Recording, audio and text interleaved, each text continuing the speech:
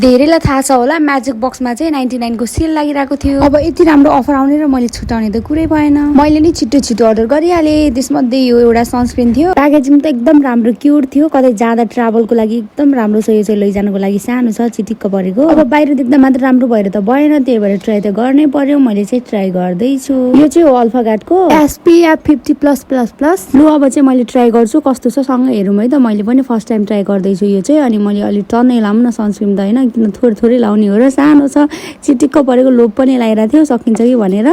अनि मैले चाहिँ फेसमा लाएर अब ब्लेन्ड गर्दैछु। अब तपाईँहरू हामी सँगै हेरौँ ल कस्तो छ भनेर, किनभने मेरो पनि फर्स्ट ट्राई हो। तपाईँहरूलाई पनि म देखाउँदैछु रियल। यहाँ चाहिँ मैले इफेक्ट पनि कुनै इफेक्ट पनि लगाएको छुइनँ। अनि स्मुथ मात्रै छ।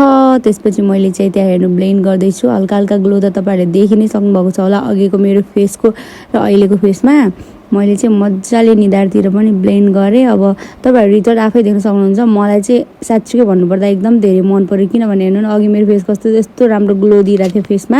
हल्का फेस पनि चेन्ज भएको थियो। अघि म काली काली देखिरहेको थिएँ भने अहिले म त गोरी देखिरहेको छु। झन् नजिकबाट हेर्नु न कस्तो चिल्लो, कस्तो राम्रो भएको थियो। तपाईँहरू पनि गएर छिटो छिटो अर्डर गरिहाल्नुहोस् है त। By by. मलाई चाहिँ एकदम मन पर्यो।